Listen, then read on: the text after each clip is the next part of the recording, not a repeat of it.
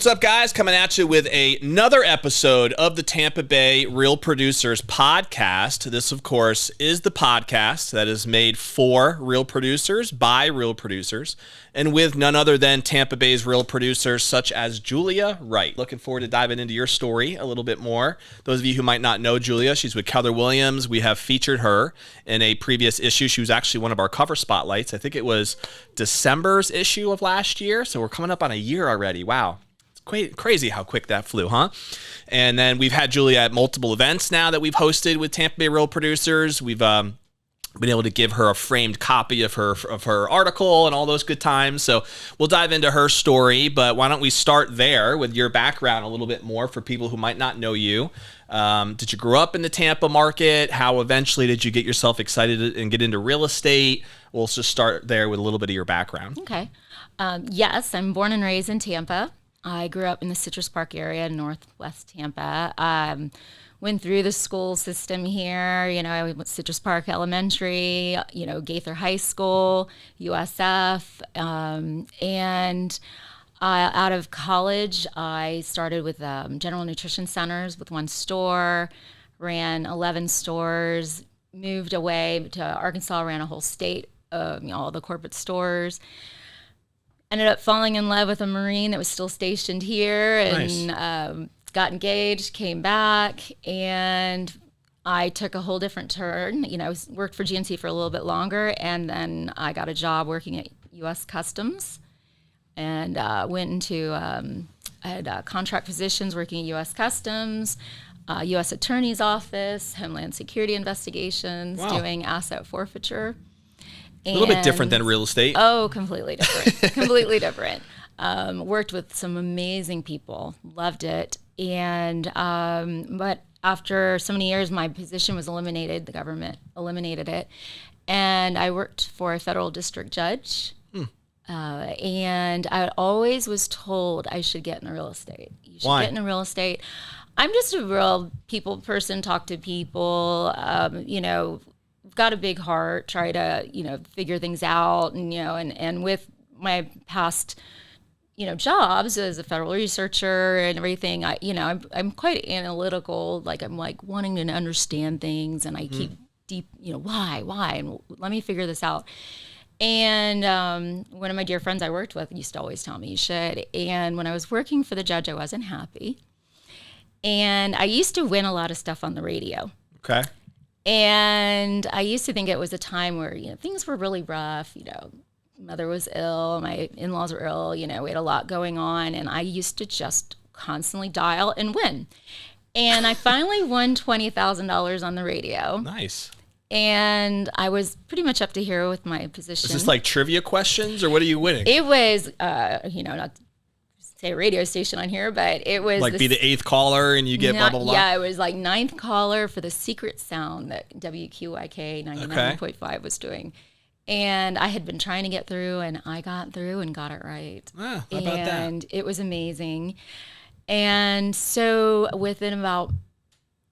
was October 21st, I won the 20 grand, and December 10th, I left my position. Wow. I got into real estate in February of 2017. Yeah, so about 6 years now, huh? Mm-hmm. How about that? 2016. Sorry, 2016. And I've got, I was like Rookie of the Year. And I pretty much every year, doubled my production. Yeah, so we're going to dive into what worked for you in having as quick of a success that you did, because you didn't take very long to be able to start seeing success. You just mentioned that as Rookie of the Year in your first year. Mm-hmm. What was your favorite role? I know you just mentioned a bunch of different things that you did prior to real estate. What did you enjoy the most? What was the one that kind of resonated with you?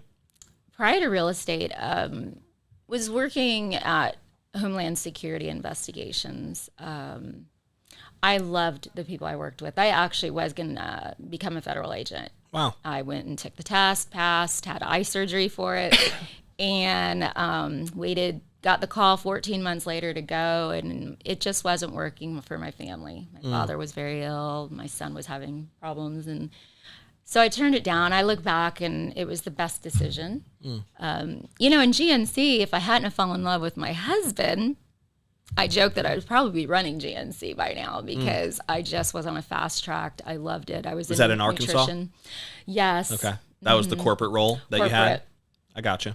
So, and it's working with people in retail and then, also working with attorneys and agents and laws really mesh well with real estate because it's such a litigious job. I mean, I was just in our broker's amazing, and we had our attorneys that represent us teach us annually to, cross our T's, dot our I's. And they said, if you want to look up the number, like within a few seconds, how to sue a realtor, 9 million hits. Yeah, I can imagine. So it's a lot. And you have to look out for your clients but also be, sociable. Oh, and bartending and cocktailing in college helped with that too. So that helps with the social side, I would think. Yeah, social side, definitely. My parents. So you're finding a lot of the things that you did, even in so I think a lot of people look at corporate America as something very different than what you experience as an independent contractor, as an agent, right? Because it's a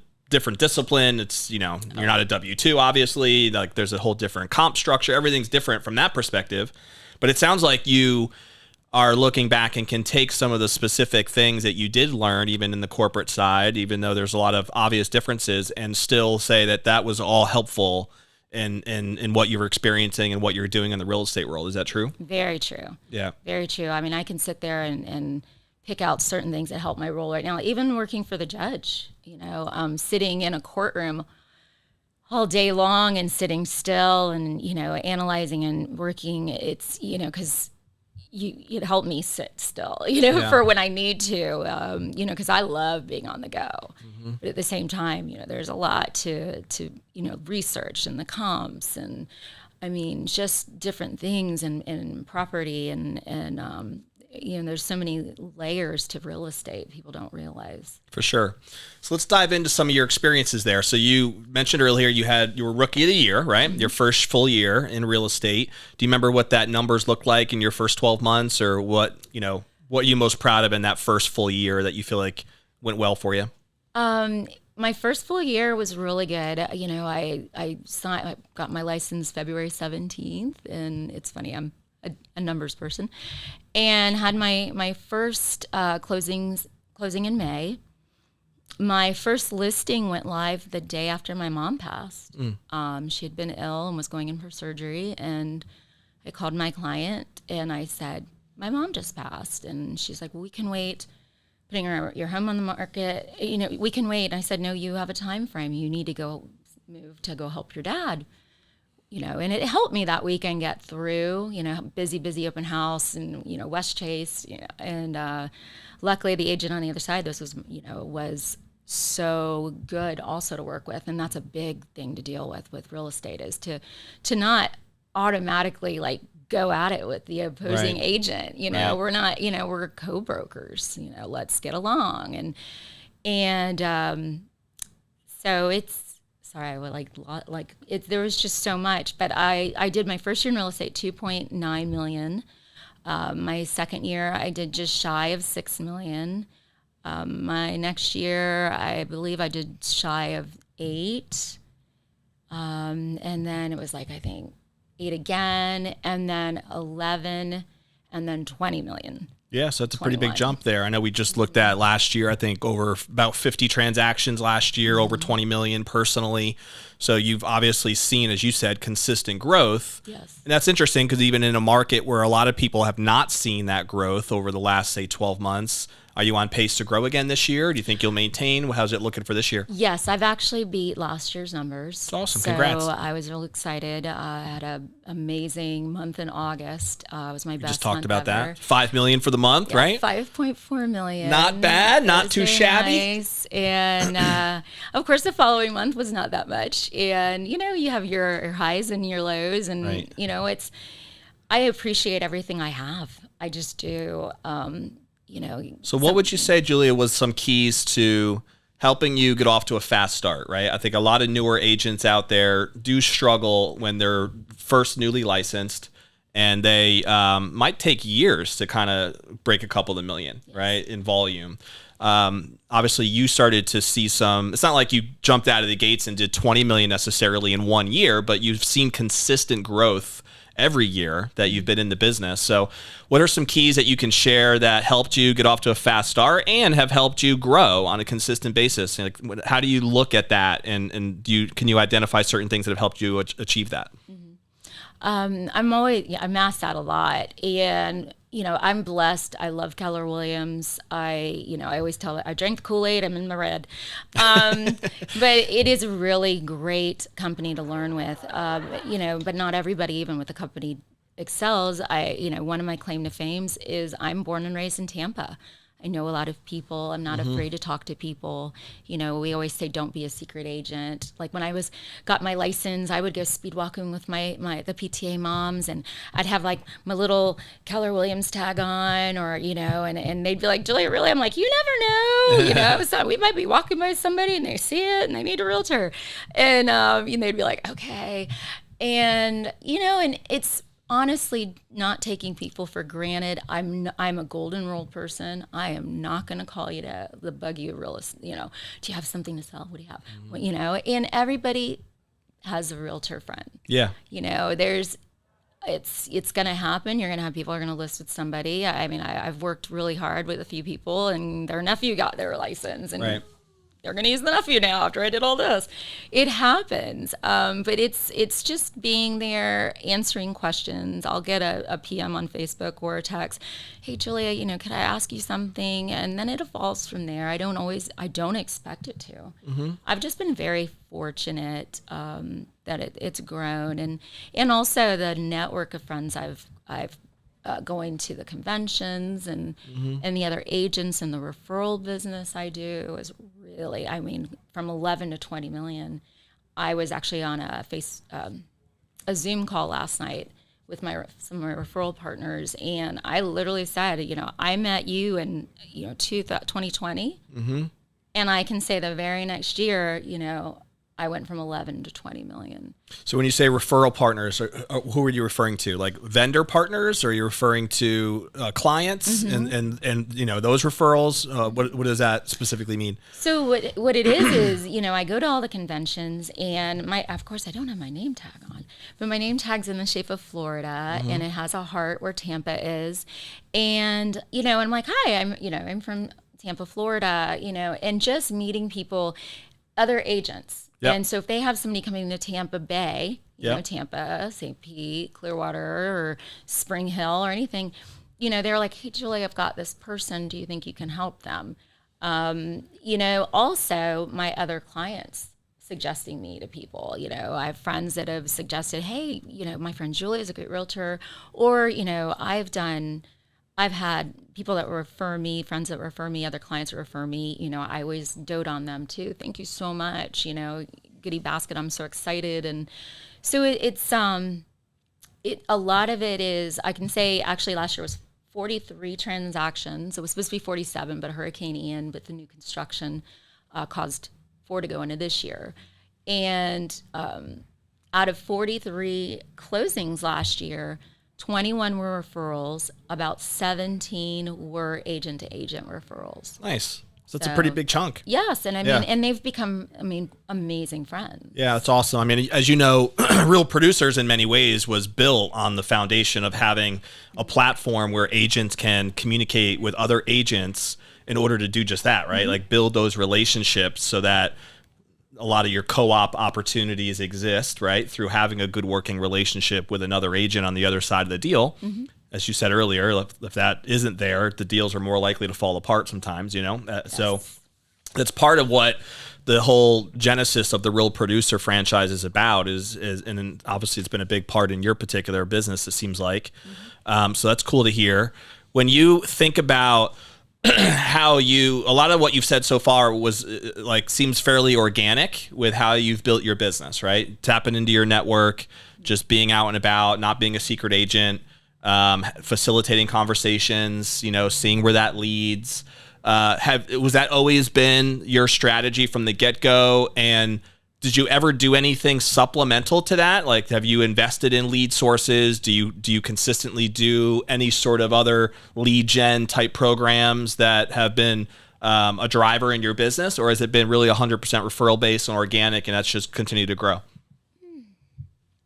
So farming, I've done some farming in the neighborhoods, especially my former neighborhood, where I'll do flyers, goodies, drop bys, and some mailers.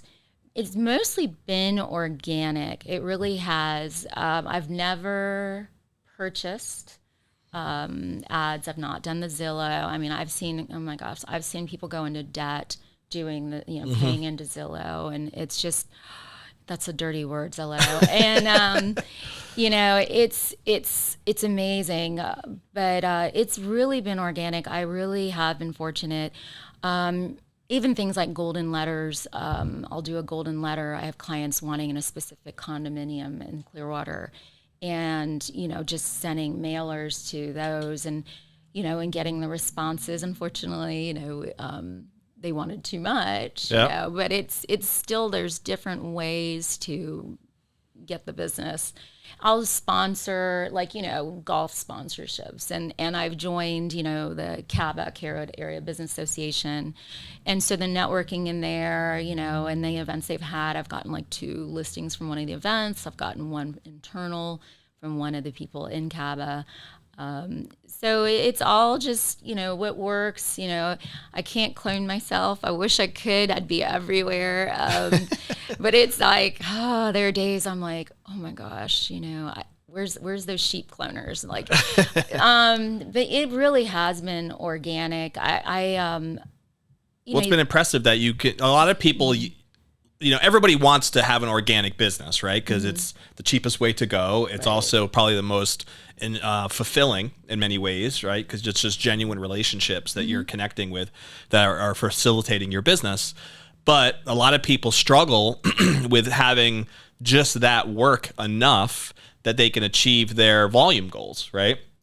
Solely based on that. Now, that has not been, it seems like, your experience, because you've been able to grow even just leaning into those organic strategies, which I think is just a testament to how good you are at them, right? And the fact that you've invested that energy into quality relationships that don't seem to be transactional. It seems like the results speak for themselves as to where that's been heading. So I think it's impressive that you've been able to do that, really just focusing on an organic model, right? When you thought about getting into real estate, and now that you've been in it 6 years, yeah, you can hit that thing all you want. It's all good. Is your experience, matching the expectations that you had getting into the business? Has it exceeded your expectations? It has. In what ways? It really has exceeded it really has. If you would have told me I would be, in my first year in real estate, I made more money than any of my jobs. My first year. Yeah. It wasn't a ton more, but it was enough to where I was like, I did that. And then the next year, and what it's done for my family, the vacations that I can surprise. I remember surprising them for Christmas with a ski trip, to Colorado, and being able to buy it myself, hide it from my husband, because my husband's always been the breadwinner, and they have not know. That is just the neatest thing. And then the travel and the friendships I've developed with other agents, and then also being able to start buying my own investment properties, and I'm born and raised here. Like I said, I grew up in Citrus Park. And I always wanted to live on Lake Keystone. Always. In high school, I don't blame you. It's a beautiful area. It's a beautiful area. Yep. Very rural, gorgeous. And there happened to be a house that went on the market, and I was in the area, I'd just left some clients. I'm like, I'm going to drive by. And I'm in there and knowing the agent, somebody I'd gone to Gaither High School with, and she's showing me around, and there's a lot of 6 degrees of separation with this house, which is crazy. That's a whole nother day. But calling my husband and going, oh, you need to see this. And it needed, it didn't need to be gutted, but it was in our inside. It was owned by, the funny thing is, a boy I dated in high school. His parents, his mom had bought it when we were in college. So wow. to be her house. And so we bought it and then gutted it. And I mean, it's to be able to say you want to live in a specific spot, and That's now awesome. I live there. Yeah. And I'm having my first client appreciation event Sunday, a big pumpkin patch. Yeah, you mentioned got that. The John Deere lawnmower with gonna have the pumpkins in the trailer in the back, and That's cool. I'm excited. It sounds like it. It's brought a lot. My daughter's at UF, and she's studying marketing and real estate. They've seen the difference. Mom's not always great. Mom gets very stressed, and they see it. But for the most, the neat thing also paying off their college. Their prepaid college a few years ago, and just the neat things that you can do with. Yeah, it's exceeded my That's expectations. Awesome. It really That's has. a cool story. I've told my wife that we would like to get a spot in that similar area that you're talking about. I'd like to get more land, right? We live up in 54 right now in Ballantrae up there. Oh, it's a great little subdivision, and the house itself, is definitely good enough for our needs. But I would love to get more land. We have 5 children. I think you know that. And so having just more room for them to spread and roam and enjoy the yards, would be kind of nice, rather than, as you know, Florida neighborhoods can be a little bit tight, one right next to another. So that area you're describing is really where you can get a little bit more space and have that. So it's neat. I've always said I can't live too close to the neighbors because I yell too much. But your family, oh my gosh, I used to say it, and they're beautiful. Thank you. Yeah, it's I'm blessed for sure, as you described as well. So I don't deserve it, but I'm definitely blessed and grateful to have them. So shout out to the little ones. They watch sometimes too at home with the YouTube channels and whatnot. So it's fun. Cool. Yeah, no doubt.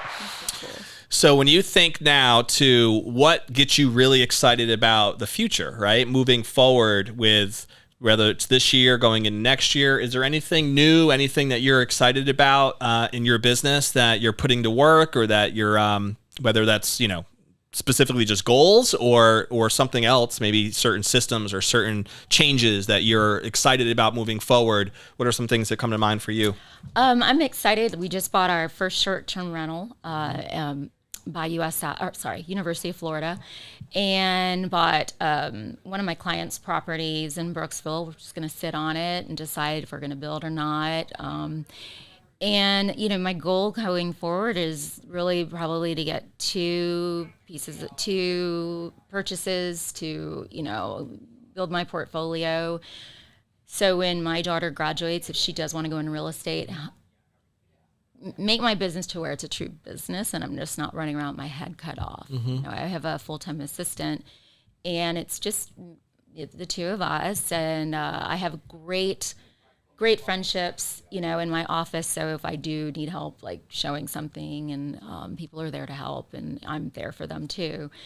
But the goal is to really make this a business to my daughter. I could eventually turn it over to her if she wants it. Does she have an interest in real estate? Yes. She does? Yeah, she's very, sharp, quick, and, it's funny because she didn't tell me that's what she wanted to go to college for. She told my husband, and my husband told me. So okay. I don't know if I thought that was pretty neat. I think we'd make What a year good is she again team. in school? She's a freshman. Okay. So we she's have a got bit. some time. Mm-hmm. Yeah. Yeah, and I mean, honestly, my husband can retire in 7 years. He would love to So he's still with walk the Marines? out now. He works at MacDill. He still has the whole Marine mentality, and he is a Marine through and through. But he works at CENTCOM. And, there are days he just dreads going to work, and I feel bad. And, and here I'm all over the place. Right. And, and I'm going, like next week, I'm going to a luxury symposium because I started really breaking into luxury in Scottsdale, Arizona. Nice. And he's stuck at work. Yeah. So the goal long term is hopefully 7 years, have the passive income with these rentals, and be able to take my foot off the gas. It's a good goal. How many rentals do you have now? Just 3, and then Like the single family property. homes. One's a single family. My gosh, and it was really funny because it's the thing about real estate is I learned so much from my peers. Like I was on a Zoom last night with them, and they were talking about syndicates and LLCs Syndications, and multiples going in on a property and doing this, and I'm like, what? I'm like, what is that? And like one of the guys in my office, he's been in real estate. He bought his first place 6 years ago, and he's a young guy and just really sharp. And he's got a few short-term rentals, and I'm literally picking his brain because I now have my first short-term rental, and it's amazing the growth and what you learn and how many doors do you own and how many like it's one of the things I really love about real estate too is how many different ways there are to be successful in it and to earn income from it, whether you are a high powered agent, and you've obviously gotten results from that commission based side as just being a residential agent, but also as an investor, right? And you're dabbling in both now. And I think it makes a lot of sense. I think there's a huge amount of value and, in some ways advantages that you have as a real estate agent that allows you certain insights into the investment side that someone else wouldn't have access to, even just the MLS as an example, right? So using that as a tool, I think makes sense. We just had Jeffrey Borum on one of our episodes, and he's got over 40 single family homes that he rents, so he's the same concept, building his investment portfolio. He also has some interest in other commercial projects and things of that nature. And so we're actually hosting a Building Wealth Through Real Estate panel at Whiskey Cake this month, next Thursday, October 19th. I know you've been on that panel before at Whiskey Cake, so you're welcome to come if you're able to make it. But we have Frank Albert on that panel, who specializes in short-term rentals. He has over 30 of them that he owns and manages now. So he'll be talking about that on the panel. We have Troy Walseth, who's a KW person as well, and he has done over 80 fix and flips and buy and hold rentals. So he'll be on the panel. We have Tony Umholtz, who has specialized in commercial property. He's owned multiple commercial multifamily properties. He'll be on the panel. And then we actually have Frank Cotto on the panel too to talk about all of the money side and the financing and that kind of thing. So it should be a great panel. It's next Thursday for those of you who check or are watching live on Facebook, but I think it's the 19th. October 19th. So check it out if you're around, but it's aligned to a lot of what you're talking about. But yeah, I love that you can just crush it as an individual agent. And then as you kind of at your own pace, build up your investment portfolio, and it's like all the same industry, and yet you can manage it all at the same time. So it's very aligned, with what you're doing. Your vision for your real estate career, have you ever wanted to go down the road of building a team? Do you entertain that? Many people don't, and I think it's great, again, because you can be successful in so many different ways. Do you enjoy kind of just running your business as a solo agent and doing the volume that you're doing and seeing if you can scale that up, or what's a better fit for you? I'm funny because the way I answer this is I'm a people person, but there's just something I don't want to go back to managing people. Yeah. I don't. Like I said to my assistant, I tried to call her every morning at 9 o'clock when I first hired her 2.5 years ago, and it's just not me. It's just not me. I'm like, look, when I start feeling phony or fake, and, hi, how are you today? Okay, it is not me. And I know amazing teams that do the morning call and let's get going and blah, blah, blah, and do the cheerleader thing, and it works. Like I understand it works for some. It is just not me. I have a lot of different things pulling at me, and it's so no. Maybe in the next year or 2 or 3, maybe buyer's agent, showing agent, and grow that way. I can delegate, but not. I'm one of those. I'm like, let me just do it. There's a difference between just having like admin help, right, and staffing that kind of takes some certain load off of you, versus like actually being committed to team building, right? Those are two different things, I think. And not everybody should do that, really, in my opinion, or has any passion for it. Because I almost feel like it's a completely different job, really. It is. To me, it's another job, and I'm one of those. You can lead a horse to water, but if they're not going to drink, they're not going to drink. And I've seen it a lot in real estate, and I've helped. Believe me, I've got a heart of gold. Like I have literally, here's a lead. Here's can't get to this one, give them a call. Like I had one just recently. She's got it. She's under contract, and she's like, Julia, you know, what type of referral do you want? I'm like, I'm good. Yeah. You know, I'm good. I'm excited. You know, and she'd moved down here from Boston. She's an agent up there, and she's amazing. Cool. She signed up in one of our KW offices. No, I mean when you're willing to give without any sort of anything necessarily in return. To deal with. Yeah. You don't need other people's crazy to adopt. Other people's crazy. I think it's great, and you know, you seem very content with your business, and I think there's a lot of fulfillment with that, right? Mm-hmm. That comes with being very happy with your lifestyle, with what you currently have. You mentioned multiple times that that you feel just grateful, you know, that you have what you have. And I think that's what it's all about, really, no matter what your path is, to be able to get there. Do you find yourself, you mentioned earlier too, that you also can get a little stressed, right? And that things can get wild occasionally, especially I think as a solo agent and doing as much production as you do and working with the number of clients that you work with. What do you find the most challenging about that with trying to balance that individual production side? The personalities. Mm-hmm. I mean, I always joke, I wish I had a crystal ball to know that this person was going to go off, you know, there's some people that drown in a pool of water and, not a pool of water, a puddle of water. Yeah. Puddle. And, to me, that's probably because, you know, I always step back. How would I feel, practice, what to do. I would say that, you can't control everything, and remind yourself you can't control everything. You can't control how some people may react, but you can use certain words to help guide. And I spoke with a seasoned agent yesterday at my office because I had a major issue yesterday with somebody upset with me. And, he's like, why don't you just, next something like that happen, goes, okay, and what else? And what else? Instead of trying to interject and salvage what was wrong. And I'm like, thank you. I'm all about listening and getting input. But that to me is the biggest challenge is the personalities, and also, and my husband hates when I say this, but a female in real estate, the dangers of it. That's always, I always tell people, just not knowing who you're going to meet next, the listing appointments, showings, the open houses.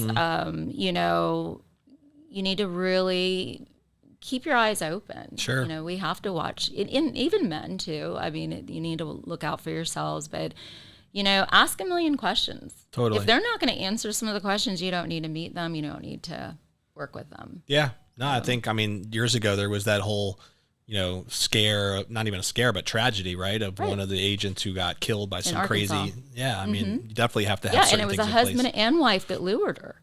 That's the crazy part. So, when you have a husband and wife, they're promising it. They're the ones that lured her. Wow. So, you can't, unfortunately, this day and age, you want to trust everybody, but you're also, your time is valuable. Your life is valuable. It's just, sorry, there's a bunch of challenges right there, but. Sure.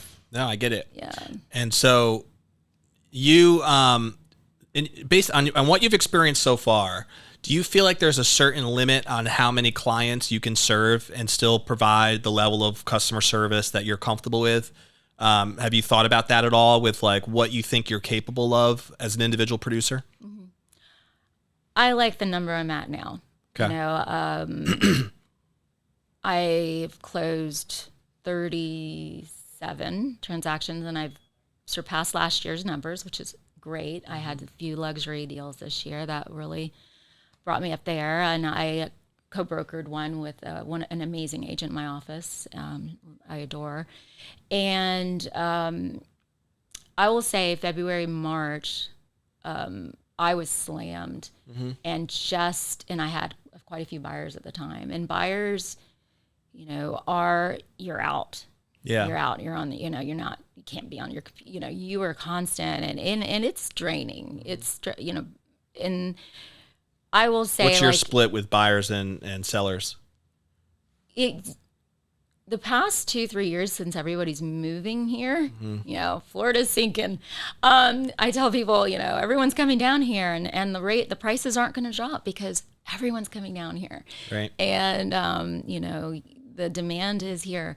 So it used to be 60-40 listings. And now I looked at it again yesterday. I was like, wow, I am 50-50 again this year. So 50-50 last year. Very balanced. I've been, towards the end of this year, more listings. Mm-hmm.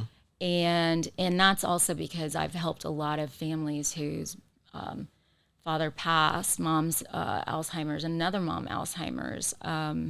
The property I purchased was actually one of my clients, and he was ecstatic that I was buying the piece of property. He's like, oh, and it's, so I've had quite a few like that, and people downsizing.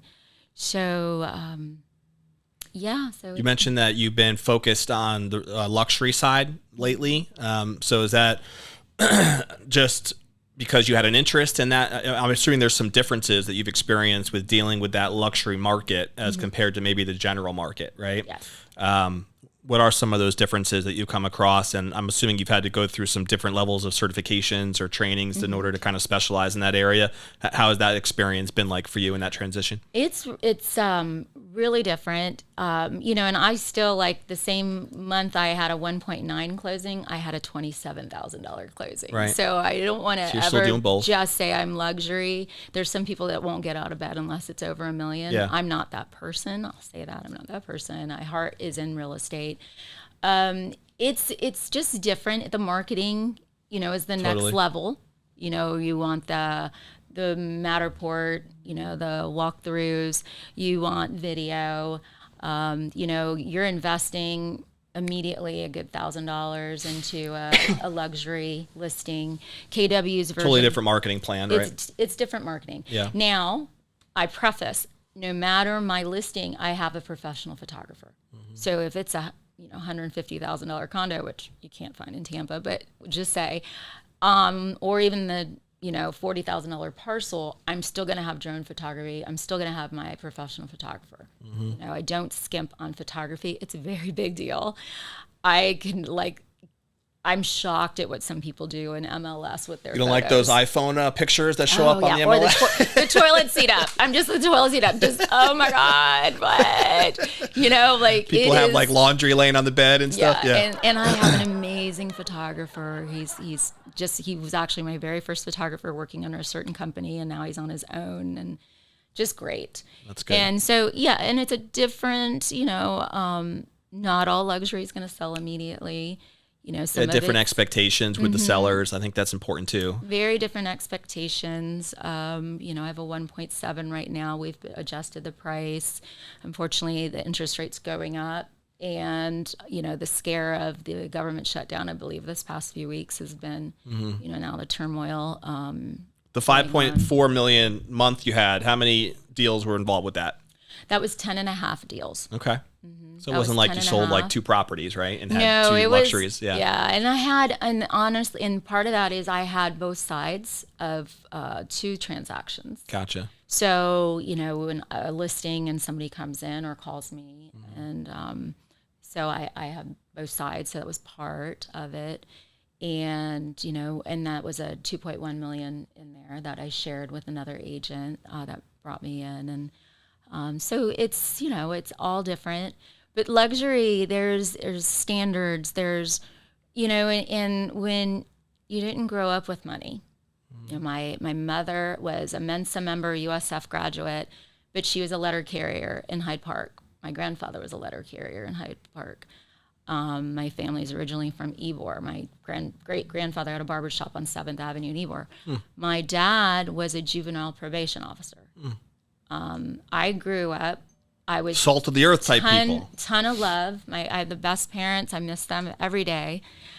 That's one of the things about real estate. If they were still here, I wish I could be spoiling them because I finally had the money to do stuff for them. Mm-hmm. I didn't have the money for them before. But it's, God, I lost my train of thought, so I started talking about them. But it's, yeah, it makes sense. Luxury is different. Luxury is different. Like, I'll walk into a lovely kitchen And they'll be like, I can't believe the appliances. They don't have this and this. And I'm like, oh, I thought they were nice appliances. They were like the GE Elite. I thought those were. So it really, for my psyche, is to think a different way. Yeah. And I'm learning to think a different way. And, at the same time, it's just being open, and also learning the different type of styles. Like I didn't know what a porte-cochere was until 4 years ago, and I didn't transom windows. And it's just really funny because it's like this whole new vocabulary. Yeah. That you weren't expecting. Yeah, I can see that. Just knowing what those nuances are. Yeah, because it's a totally different market, really. It's a different demographic. Right, and that you're serving. You're not working with the person. Sometimes you're working with their assistant. Right. So I actually was showing property in Clearwater 2 years ago to the assistant and the assistant's assistant, and he's a petroleum rep that was looking for a condo in Clearwater. Gotcha. And have not met, text, we've talked, he's a hoot, sent me pictures of him traveling while we were closing on the place. It's interesting. It's different. Yeah, we're going to be coming up on our time here, but I wanted to give a couple more thoughts on people who might not know you that well yet personally, just to get to know who Julia is. And I think we've dove into a bunch of different interesting business principles that I think are helpful for people depending on where you might find yourself, in this real estate, market and what you're focused on. We'll get to an action step in a second. But for people who don't know you that well, Julia, do you have a favorite book or author or seminar that you've ever attended that you feel like has made an impact on you personally or professionally? It's so funny when I say the book. Where the Sidewalk Ends, Shel Silverstein. No, it's always been my favorite Where book. the Sidewalk Ends? It's a kid's book. Sorry, Okay. I always joke about that. No, Ed Milet, The Power of One. I love that. It's a great book, yeah. Great book. I have all intention of I have a ton of books. I wish I could just sleep on them and have osmosis go in where I absorb it. Gary Keller's books, the MREA is amazing. Even the MREI for investing. And gosh, I can't even narrow down one presentation. And I'm sure as soon as this is done, I'm going to be like, that's what it was. Well, Keller has a lot of great training programs. They're known lot for of that. great training. And I know that they consistently keep pumping out more, right? More content, more trainings to provide next level opportunities. So it's Mark. I was just at a reputation wise is what it is from a training perspective. Mark King, which is gosh, I'm going to mess up his title. He's like second in command for KW, and I just saw him in the South Florida talking about our market and again wanting it more for yourself, and look, this can be tough. And he shared a really big personal thing about his life. And, if that was tough, you can do this. If you can get through this, you can do this. And just, it's, there's so much, there's just, a couple other rapid fire questions. Favorite food? Sushi. You're a sushi fan. My son and I, now let me tell you. I am too, My son actually. is 19. He's going to be 20 in December. I have Irish twins. He'll be 20. She'll be 21. Nice. 12 months, 8 days apart.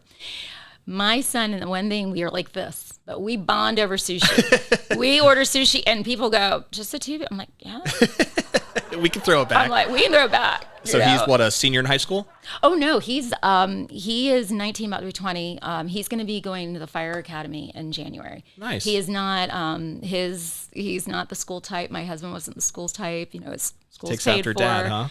Yes. What do you guys love to do for fun when you're not just crushing real estate? What's some family things that keep you entertained? We love to travel. We've been able to travel a lot. My daughter and I love to ski. They hate skiing. The Colorado trips? Oh my gosh. Yes. They don't like skiing. And then we've, gone on a cruise together. We enjoy that. We make fun of each other a lot. Like we're not. That's what family's for. We are not, Leave It to Cleaver family. Yeah. No holds barred, huh? Yeah, no holds bar. One of my favorite things, especially, because my son and daughter are so different, is watching my son order sushi. It's funny because he just starts laughing because he knows he's ordering a ton, and we just all start laughing. But yeah, I just, try. I noticed your tat on your foot, by the way. I like it. Yes, Butterfly? It's a monarch butterfly. Okay. And it's actually, I also have a note on my arm. It says, "I'm always proud of you, love, Mom." And it was on a little note, little Post-it from years ago, and a gift she gave me. And she passed away. Like I said, I was just started real estate in February. Right when the journey got started. She passed May 11th, and when I was watering her bonsai plant, my mother again was brilliant and had a Japanese garden in her backyard, and I had a huge monarch butterfly just flying all over the bonsai, and then it circled me 3 times. I mean, it was just like maybe 3 days after she had passed, 4 days. Just to say, because I was in a bad place. I was so upset. She's there for you. She's there for me. And wow, then that's pretty. That's on the beautiful. drive home, I'm in a busy intersection, and 3 times across the windshield, a monarch. So she's my monarch. That's cool. So it's one of those things. Again, you wish you could go back. What's that movie? It's like a Disney movie. Moana, where like the grandmother is like a stingray or something and like floats in the ocean. That's what it reminded me of when you just described that. Because my kids like that movie. I miss watching Disney movies. I'm always like, "Kendall, will you watch Brave with me?" She's like, sure. Yeah, that's very similar to what you just described. That's cool. And I appreciate you sharing that. Yeah. We'll end with this. So I always find it fascinating to think about like what type of a legacy we'd want to leave, right? And at some time you might be done doing your residential real estate thing and you're reaching the financial freedom goals that you mentioned and you've built up that passive income. And when you can take that step back and look at what you want to be most remembered for, what do you think matters most to you, Julia, whether that's professionally or personally? Just what type of legacy do you think is most important for you to leave? As far as personally, that I lived my life hard. Like I wanted to have fun. I wanted to take in everything. I wanted to be well-traveled. I wanted those deep friendships. As an only child, my friends are my family, and who, they mean the world to me. So, when I say I pass, I want a celebration of life. Like I want people up there talking about crazy stuff I did. Like I want to roast. Like, because it's... Well, your kids could probably help lead that from the conversation you just described. Yeah, they could.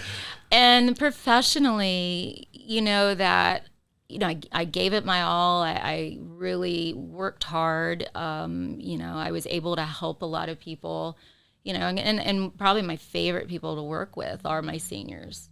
My senior citizens, and a lot of it's because cool. My parents are gone. I always enjoy talking to senior citizens too, because as long as their memory is there, like they have so much wisdom a lot of times to share, and so many great stories, of things that they've seen and experiences, and I always find that fascinating as well. Yeah, I always say, my name's Julia. But if a senior calls me Julie, I will not correct them. It's out of respect. Respect your elders. Somebody my own age, I'm like, it's actually Julia. I go, my dad would be upset if you called me Julie, because my dad used to get mad when people called me Julie. But yeah, just respect. I just want people to know I had a good heart. I cared. I worked hard. My dad instilled a strong work ethic in me. And well, I'm sure they'd be proud for what you've built and the family you have. And how genuine you seem to be with like not only your clientele, but the people that are in your sphere of influence. So we appreciate you being here today and kind of tell your story a little bit more. It was fun. We always try to end every episode with a challenge to the audience to try to put something to work that they might have heard in our conversation today. So the way we end every episode is with that challenge. And so I would encourage you, if you've taken the time to watch this episode, whether you're live on Facebook or YouTube, or you are watching the YouTube channel or hearing this on any sort of Spotify or Apple, wherever it might be, what is one action step that you can take from this particular conversation that is going to make your investment and listening to it worth it? Maybe it's one of the books that Julia mentioned that you can pick up. Maybe you're somebody who's kind of struggled with, do I build a team? Do I want to build a team? And you kind of resonated with Julia's story about, hey, she's very happy and fulfilled running a business as a solo agent. She doesn't want to manage a team, doesn't want to go down that road. Maybe that's you, and you might want to pick her brain a little bit more about her experiences and how she's grown as she has consistently, year in and year out. And if somebody does, by the way, want to contact you, Julia, what's the best way to reach you?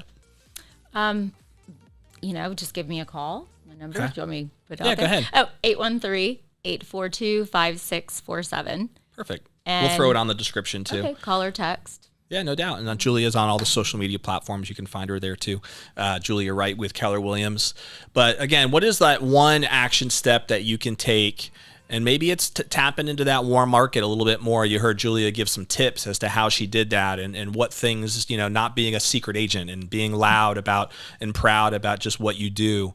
There's a lot of different nuggets that we dove into in our conversation, but do one thing, right? Write it down right now, put it to work, when you're going to do it, take an action step. And if you do that, then it'll be worth the time that you invested in watching the podcast. So we'll see you on the next episode of Tampa Bay Real Producers, and we'll check you then.